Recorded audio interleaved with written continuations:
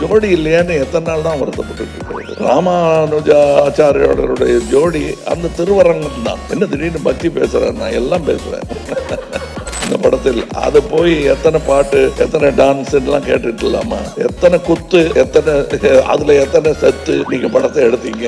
நான் சின்ன பிள்ளையா இருக்கும் போது ஸ்கூல்ல நிறைய கெட்ட வார்த்தை கவிதைகள் எழுதிட்டேன்னு ஒரு கம்ப்ளைண்ட் வந்தது வீட்டுக்கு.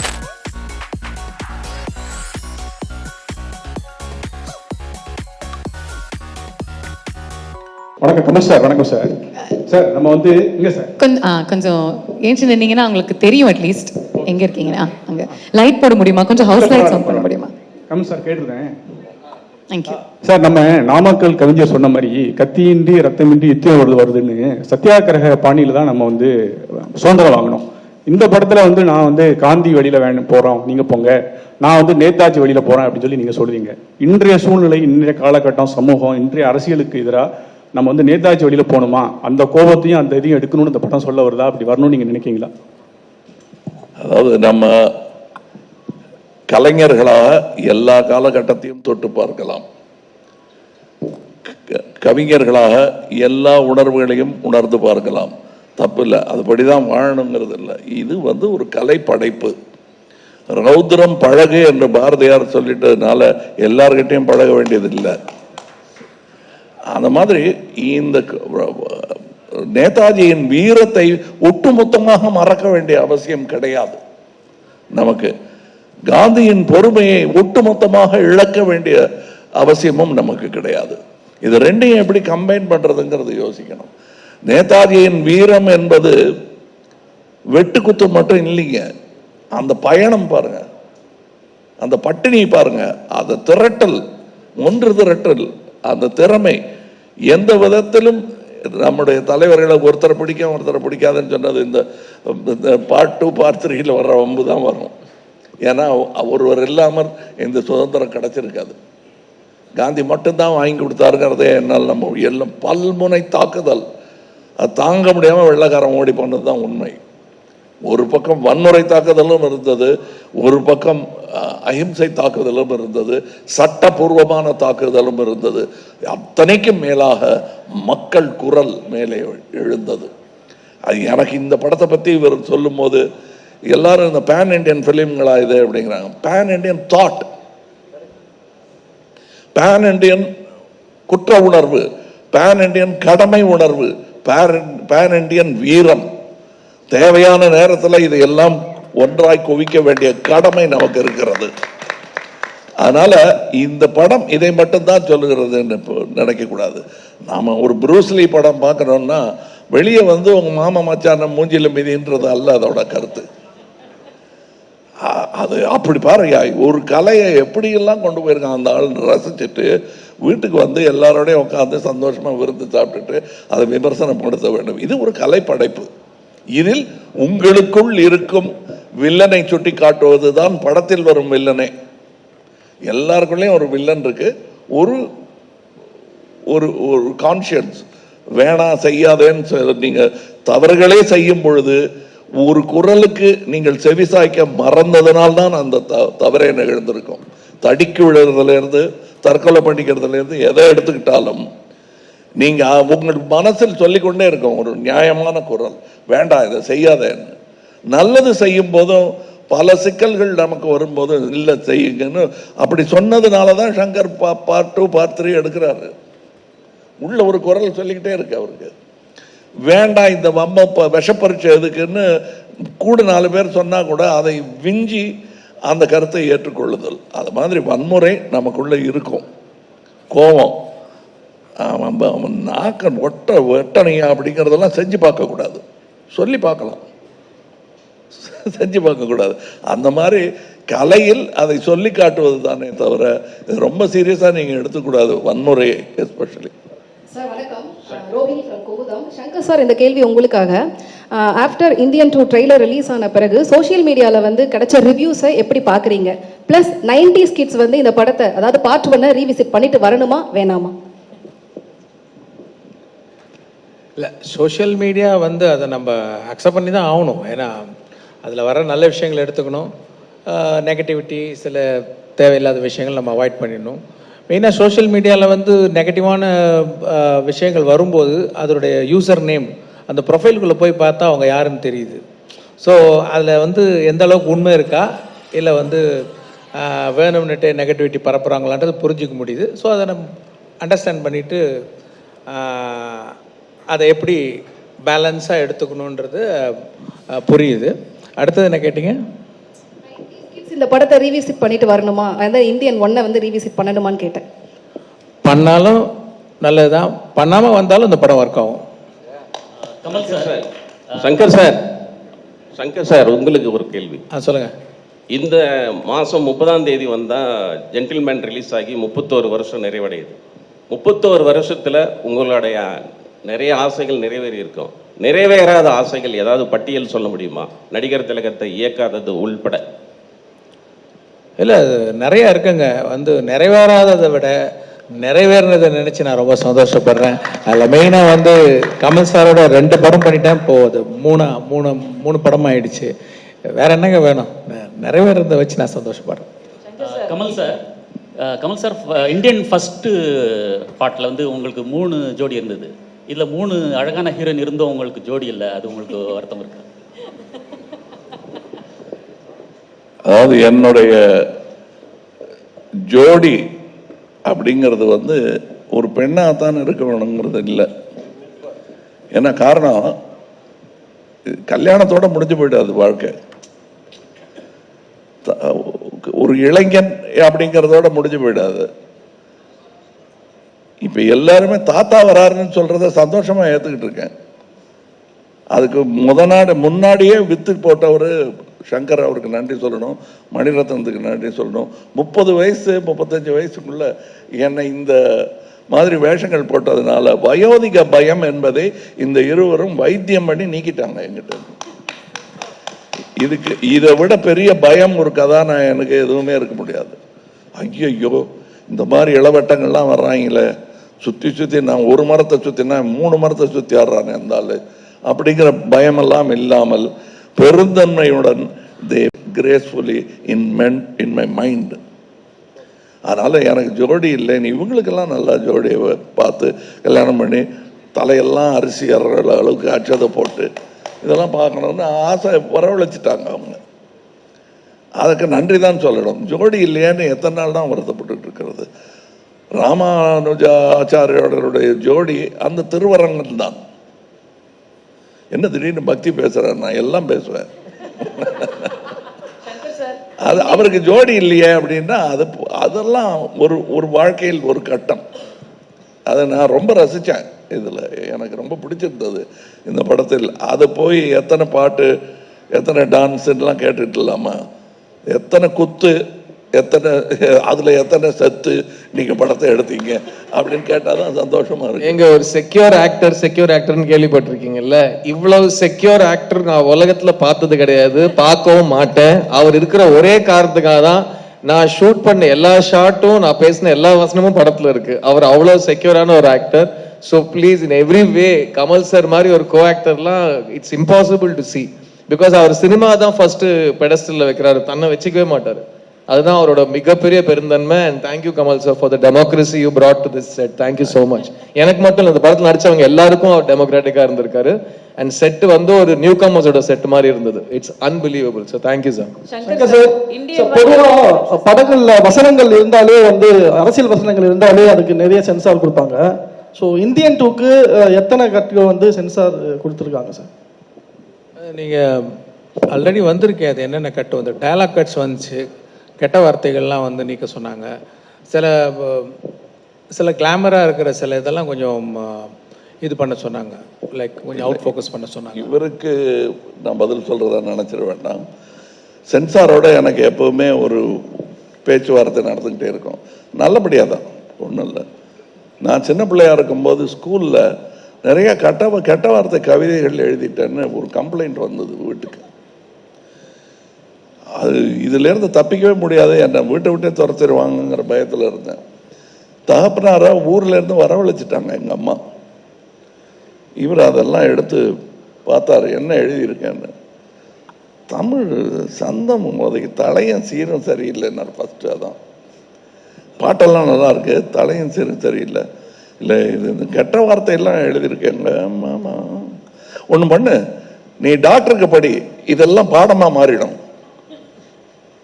அப்படின்னாரு. நீ என்னென்ன வார்த்தைகள் யூஸ் படுத்திருக்கியோ இதெல்லாம் டாக்டருக்கு படிச்சேன்னா அது பாடமாக மாறிடும் இல்லையா? உறுப்புகள் பெயரெல்லாம் அதில் சொல்லியிருப்பாங்க, அவ்வளோதான் கெட்ட வார்த்தை, வேற என்ன கெட்ட வார்த்தை? இல்லை, ஆண் மக்கள் தங்கள் செய்ய முடியாத தொழிலை பெண்கள் செய்யும் அந்த பொறாமையில அவங்க அந்த தொழிலை இழிவா பேசுறது தான் கெட்ட வார்த்தை. இவங்களால செய்ய முடிஞ்சிருந்தா அது கெட்ட வார்த்தையாவே மாறி இருக்காது. இவ்வளவுதான். இந்த கெட்ட வார்த்தைங்கிறதுக்கு நான் சென்சாருக்கு விடுக்கும் தூது. இது கலைஞன் ஒரு ஜெயகாந்தன் மாதிரியா இருக்கிற ஒரு எழுத்தாளர் தன் கதையை, தன் கேரக்டரை ஆழ பதிவு செய்வதற்கு இந்த கெட்ட வார்த்தைகள் மிகவும் பயன்படும். கெட்டதையும் நல்லதையும் பக்கத்தில் வச்சா தான் இது உப்பு இது காரம்னு தெரியும்.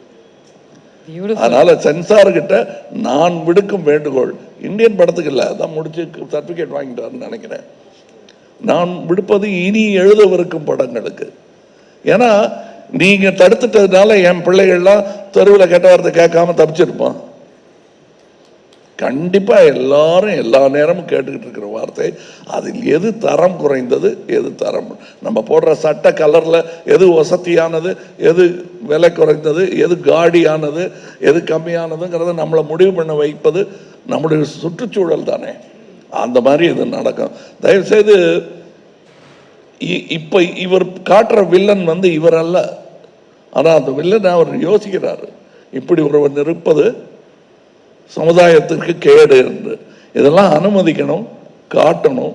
இன்னும் வன்முறையினால் வரும் வன்முறையை சந்தோஷமான நிகழ்வா படத்துல காட்டாம அது வலிக்கிற மாதிரி காட்சிகளா அதை காட்டினோம்னா வாழ்க்கையில நிகழாது. இது தூது, அவ்வளவுதான். சங்கர் சார், இந்தியன் 1 இந்தியன் 2 எது ரொம்ப சேலஞ்சிங்கா இருந்தது? Kamal sir S J. சூர்யாவோட காம்பினேஷன் எப்படி வந்திருக்குன்னு சொல்லுங்க சார். சேலஞ்சிங் தாங்க. ஏன்னா மெயின் சேலஞ்சே பார்ட் 1 வந்துடுச்சு. அது என்ன கதாபாத்திரம், அவர் என்ன பண்ணுவார், எப்படி அட்டாக் பண்ணுவார், எல்லாமே ஓப்பன் சீக்ரெட். இதெல்லாம் மீறி பார்ட் 2 பண்ணணும்னா என்ன பண்ணுவீங்க நீங்கள்? ஸோ கிட்டத்தட்ட ஒரு 28 வருஷம் ஆச்சுன்னா ஒரு 20 வருஷமாக இந்த பார்ட் 2 கதை பண்ணணும்னு சொல்கிற உணர்வு இருக்குது. ஆனால் கதை அமையலை. ஏன்னா அதெல்லாம் தவிர்த்துட்டு சில விஷயங்களை தவிர்க்க முடியாது. ஸோ ஏற்கனவே பார்த்தது இல்லாமல் இந்த உணர்வை இறக்கி வைக்கணும் அப்படின்னும் போது இந்த கதையும் திரைக்கதையும் காட்சிகளும் தான் பெரிய சேலஞ்சிங்காக இருந்தது. இன்னொன்று பார்ட் 1 வெறும் தமிழ்நாட்டை சுற்றி தான் நடக்கும் கதை. இது பார்ட் 2 இந்தியா பூரா விரியுது கதை. அப்படின்னும் போது நான் முடிஞ்ச வரைக்கும் அத்தனை ஸ்டேட்டையும் இந்த படத்தில் காட்டணும்னு நான் முயற்சி பண்ணியிருக்கேன், ஆல்மோஸ்ட் பண்ணியிருக்கேன். ஸோ அத்தனை ஸ்டேட்டையும் லொக்கேஷன் பார்த்து, அத்தனை ஸ்டேட்லேயும் பர்மிஷன் வாங்கி, அத்தனை ஸ்டேட்லேயும் ஷூட் பண்ணி கொண்டு வர்றது. ஸோ அது பெரிய சேலஞ்சிங்காக இருந்தது. மெயினாக ஆடியன்ஸ் ஏற்கனவே என்னுடைய படங்களை பார்த்துட்டு இதில் வரும்போது இன்னும் கொஞ்சம் ஏதாவது எதிர்பார்ப்பாங்க, அதை பூர்த்தி செய்யணுன்ற போது அது ஒரு பெரிய சேலஞ்சாக இருந்தது. சங்கர் சார், ஒரு கொஸ்டின் சார். அதான் நீங்கள் சாங் ரிலீஸ் ஆனதுக்கு அப்புறமே சோசியல் மீடியாவில் ட்ரெண்டிங்கில் இருந்தது. நீங்கள் இந்த சாங்கை ஏஆர் ரஹ்மான் சார்கிட்ட கேட்டிங்களா? இந்தியன் 2க்கு அப்ரோச் பண்ணிங்களா? ஏன்னா அவர் பண்ணியிருந்தா இன்னும் கொஞ்சம் பயங்கரமாக இருந்திருக்குங்கிறது ரொம்ப பெரிய டாப்பிக்காக போச்சு. எதனால அனிருத் சார் சூஸ் பண்ணீங்க? நெக்ஸ்ட்டு நீங்கள் எப்போவே படம் எடுத்தாலுமே ஊழலை பற்றியே எடுக்கிறீங்க, சமுதாயத்தில் வேறு எதுவுமே இல்லையா அப்படிங்கிற மாதிரி நிறையா கமெண்ட்ஸ்லாம் நான் படித்தேன். அதை வச்சு தான் இந்த 2 கொஸ்டின் உங்கள்கிட்ட கேட்டிருக்கேன் சார். அது 2க்கான மெயினாக இப்போ 2.0 படம் முடிஞ்சு போச்சு.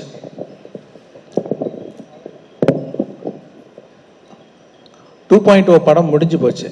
ஆனால் என்னென்னா அதோடைய சிஜி, அந்த பெரிய பேர்டு கேரக்டர் அவர் சிஜி கம்பெனி ப்ராமிஸ் பண்ண டயத்தில் நான் எதிர்பார்த்த மாதிரி அவங்களால டெலிவர் பண்ண முடியல. அப்படின்னும் போது அது அப்படியே படத்தில் விட்டால் அது கண்டிப்பாக ஸ்பாயில் பண்ணிவிடுன்றக்கா திருப்பி ஸ்க்ராட்ச்லேருந்து அந்த பேர்டை க்ரியேட் பண்ண வேண்டிய ஒரு சுச்சுவேஷன் வந்துச்சு. ஸோ அந்த பேர்டை திருப்பி க்ரியேட் பண்ணி அதோடைய போஸ்ட் ப்ரொடக்ஷன் விஎஃப்எக்ஸ்லாம் முடியறதுக்கு 1 வருஷம் ஆகும் அப்படிங்கிற ஒரு சூழ்நிலை வந்தது. அதுக்குள்ளே நான் அந்த கதையை ரெடி பண்ணிட்டேன், சார்கிட்டையும் ஃபுல்லாக சொல்லிட்டேன். அவங்களும் அந்த கதை பிடிச்சிருக்குன்னு சொன்னாங்க.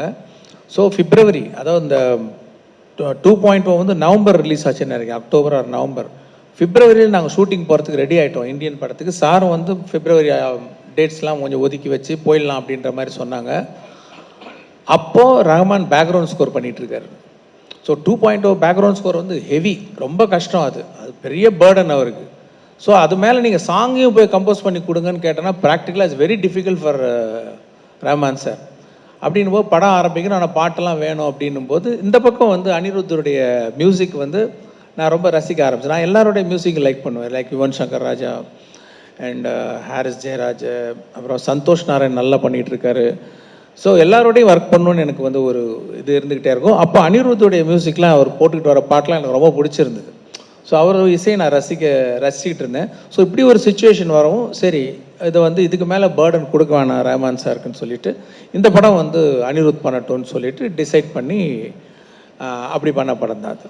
சார் வணக்கம் சார். கமல் சார் உங்கள்கிட்ட ஒரு கேள்வி சார். தேவிமணி கேட்குறேன். ஒரு நிமிஷம் சார், மைக்கில் மட்டும் உங்களுடைய கேள்விகள் கேளுங்க sir. Thank you very much. Hello Kamal sir, நான் ஊழல் மட்டுமே பத்தி எடுத்திருக்கீங்கன்னு வந்து கமெண்ட் வந்துருந்துச்சு. ஒரு क्वेश्चन கேட்டிருந்தேன், நீங்க அதை மட்டுமே வந்து இப்ப மையமா எடுத்துக்கிறீங்க. Can you repeat your question இல்லைங்க, please? இப்போ நீங்க மற்ற படங்கள்லாம் பண்ணியிருக்கேன், காதலன் பண்ணியிருக்கேன். இல்ல இப்ப இருக்க ஜெனரேஷனுக்கு இப்ப வந்துட்டு நீங்க திரும்பி அதே பண்றப்ப இப்பயும் அந்த நீங்க பாருங்களேன், பாருங்க. இப்போ என்னன்னா இப்போ நீங்க நியூஸ் பேப்பர் எடுத்தீங்கன்னா வந்து வர நியூஸுக்கெல்லாம் பாருங்க, அதெல்லாம் இருக்கு இல்லையா நியூஸ்ல இன்னும் வந்துட்டு தானே இருக்கு. அப்படின்னும் போது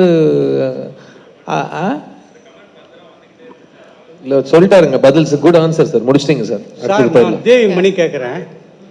அதாவது இந்த மாதிரி சமூக விழிப்புணர்வு உள்ள படங்களை வந்து அரசியல் கட்சிகள் வந்து தங்களுடைய வளர்ச்சிக்கு பயன்படுத்திக்குவாங்க. இந்த இந்தியன் 2 படத்தை உங்களுடைய அரசியல் பிரவேசத்துக்கு, அதாவது மன்னிக்கணும், உங்களுடைய அரசியல் பயணத்துக்கு பயன்படுத்துவீங்களா? நான் மட்டும் இல்லைங்க, நேர்மையான எந்த அரசியல்வாதியையும் பயன்படுத்திக்கலாம். அத்தனை நல்ல அரசியல் இந்த படம் பேசுகிறது. அதாவது பேன் இண்டியன் படமான்னு கேட்குறாங்க. கதாநாயகனே பேன் இண்டியன், அந்த கதையே பேன் இண்டியன். இந்தியா தான் இது, கதாநாயகி யாரும் இல்லையேன்னு கேட்டாங்க. பாரத மாதா தான் கதாநாயகி,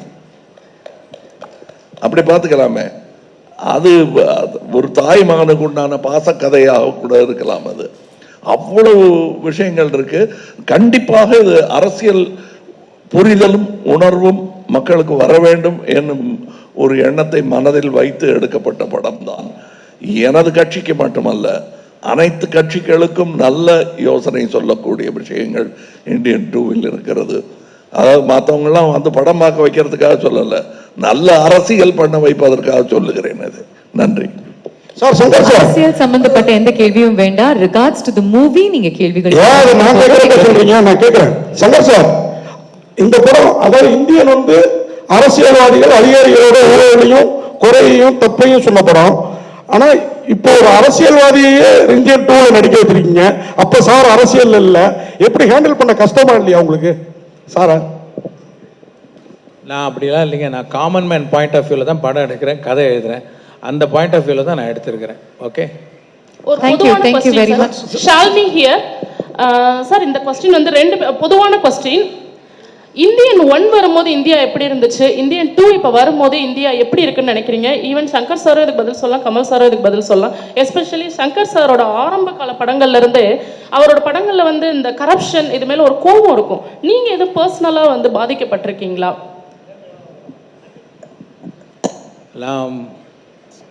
உங்க ஃபர்ஸ்ட் क्वेश्चन என்ன? சாரி. இந்தியன் 1 வரும்போது இந்தியா எப்படி இருந்துச்சு, இந்தியன் 2 வரும்போது இந்தியா எப்படி இருக்கு? அந்த கேள்வி நான் உங்கள்கிட்ட கேட்கணும்னு விரும்புறேன், நீங்க சொல்லுங்க ப்ளீஸ். அப்ப நான் குழந்தையா இருந்தேன், அதனால தெரியல. சரி சரி. இப்போ இன்னமும் அந்த கரப்ஷன் சரியாகலன்னு தோணுது அப்படின்னு நீங்க நினைக்கலையா? நினைக்கிறேன். அவ்வளவுதான், ரெண்டு பேரும் ஒரே மேட்டர் பேசிட்டு இருக்கோம். எதுவும் மாறலையே, கம் பேக் இண்டியன். எவனோ திருந்தலையே, கம் பேக் இண்டியன். லஞ்சம் லஞ்சம் லஞ்சம், அதுதான் படம், வந்து பாருங்க. அடுத்த கேள்வி என்ன சொன்னீங்க? பர்சனலா உங்களுக்கு ஏதோ இந்த கரப்ஷன்னால பாதிப்புகள் உண்டாகி இருக்கா? நான் பாலிடெக்னிக்கில் சேரும்போது அப்போ வந்து income certificate, birth certificate, community certificate இதெல்லாம் நான் ப்ரொடியூஸ் பண்ண வேண்டிய ஒரு இது இப்போ ப்ரொசீஜர் இருக்குது. இப்போ அதுக்கு நான் அந்த சர்டிஃபிகேட் அலையும் போது நான் இந்த இதெல்லாம் பார்த்தேன், லைக் கொடுக்க வேண்டிய ஒரு சூழ்நிலை இருக்கும். அது என்ன ரொம்ப பாதிச்சுது அப்போது. ஸோ அப்போ வந்து அது எனக்கு ஒரு வாய்ப்பு ஒரு ஃபிலிம் மேக்கராக வரும்போது அதை நான் எக்ஸ்பிரஸ் பண்ணேன். அதுதான். Sir Kamal Last sir two questions. Last two questions. அதை first சொல்லிடுறோம். இந்தியன் 1 வந்து நீங்க வந்து சொன்னீங்க பெர்ஃபார்மன்ஸ் பிரசன்ஸ் எல்லாம் இப்போ இந்தியன் 2 சூப்பரா இருக்குன்னு. இந்தியன் 1ல உங்களோட ரொமான்ஸும் எவ்வளோக்கு எவ்வளோ அந்த ஊழல் எதிர்த்த அரசியல் ஈக்குவலா இருந்ததோ அதை நாங்க இதுலயே எதிர்பார்த்தோம். இதுல இந்தியன் தாத்தாவை மட்டும் வரீங்களா, இந்தியனாவும் வரீங்களா? பார்ட் 3லயாவது எங்களுக்கு ஏற்ற அந்த ரொமான்ஸும் இருக்குமா? ஏங்க என்னை தவிர யாருமே ரொமான்ஸ் பண்ணக்கூடாதுன்னு நீங்க எப்படிங்க சட்டம் போடலாம்? டைரக்டரே போடாத அந்த சட்டத்தை நீங்க போட முடியாது. உங்களுக்கு பார்ட் 3 பத்தி பேசக்கூடாதுன்னு ஒரு இன்டரிம் இது வாங்கியிருக்காரு, கேக் ஆர்டர் வாங்கியிருக்காரு அவரு. ஏன் சார் நீங்க அதுக்கு போயிட்டீங்கன்னா எல்லாரும் அந்த பக்கமே பார்த்துட்டு இருக்காங்க, அது பேசாதீங்க சார் அப்படின்றாரு அவரு. அதனால நான் அதை பத்தி பேசல, அதை பத்தி பேசவும் வேணாம். உங்களுக்கு நீங்க பாருங்க, உங்களுடைய குறைகள் எல்லாம் தீரும். உங்கள் கேள்விக்கான பதில் அதிலும் இருக்கிறது, இதிலும் இருக்கிறது. கடைசி கேள்வி இது. சார் இங்க Kaushik from DD next sir. இந்த படத்துக்கு 3 ரைட்டர்ஸ் மொத்தம் வந்து நீங்க சூஸ் பண்ணிருக்கீங்க. 3 ரைட்டர்ஸ் ஒர்க் பண்ணிருக்காங்க இந்த படத்துக்கு. அண்ட் சார் இங்க ஹாய் சார், 3 ரைட்டர்ஸ் இந்த படத்துக்காக வந்து ஒண்ணா வந்திருக்காங்க. அண்ட் இது எந்த அளவுக்கு வந்து ஸ்கிரிப்ட் வந்து அந்த 3 ரைட்டர்ஸ் இந்த படத்துக்கு ரெக்வயர் பண்ணுது, அண்ட் அவங்க 3 பேரையும் ஒரே பேஜ்ல வந்து நீங்க வச்சதுக்கான அந்த ப்ராசஸ் பத்தி சொல்லுங்க sir. Because it's very interesting process. 3 ரைட்டர்ஸ்ங்கிறது ஒரு விஷனுக்காக வரதுங்கிறது, அதை பத்தி கொஞ்சம் சொல்லுங்க சார்.